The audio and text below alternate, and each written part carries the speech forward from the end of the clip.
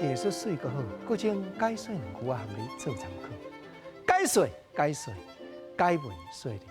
好朋友来讲，迄天咱解文说理节目的制作人为台语台举办演唱会，看到一个真出名的歌星，咱特别邀请伊来登台表演。哦，人伊真欢喜。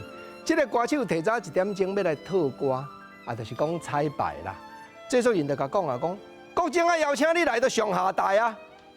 这句下台，现代台语的词典差无，毋过我去变台语大词典，就是意思讲上对当、上适合就对啊。啊是安尼讲，请伊来上下台，因为人伊够唱，不但够唱，而且吼，人伊品行好。各种头拄我咧讲现代人咧讲彩排，台湾话是在讲套歌，咱业界人拢安尼讲。人伊若约束2点要套歌，永远表演7点的，伊毋是2点来尔，伊1点半就来等啊。所以制作人欢喜嘛。毋过对方即个歌手嘛真顾谦、真客气。伊讲制作人，多谢你互我机会，总是吼，咱做艺人嘛是得爱担当负责任，工课爱一项一项啊拼铺。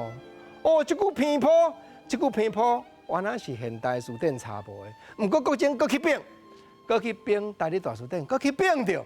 解说就是讲一步一步做，照步来，或者拼铺。所以人伊无骄，无想讲吼，我著唱甲遮好啊。人叫我2点来套歌，我甲拖3点才来，4点才来，还是讲无爱来？无，人伊真正涵养足好，1点半就来等。所以工课嘛是爱看拼铺。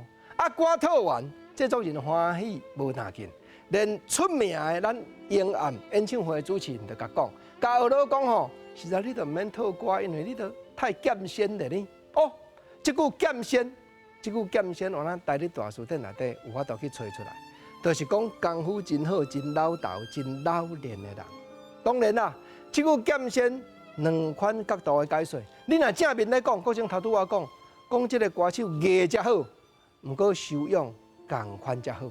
人照起工来套歌，互所有乐队的老师安心，一摆套落就 OK。人甲学佬讲，你著遮剑仙啊，意思讲吼。你已经真老道啊，就对啊。毋过即句我哪有反面讲的，讲迄个人剑仙，就是讲迄个人机关算尽，头壳有够好的。迄剑，你若甲伊咧相处的时阵，你著爱警觉，著爱提防，毋通连你都互伊设计去。所以一句话有双面的解说，这拢是台语大词典内底找出来古早的台湾元素。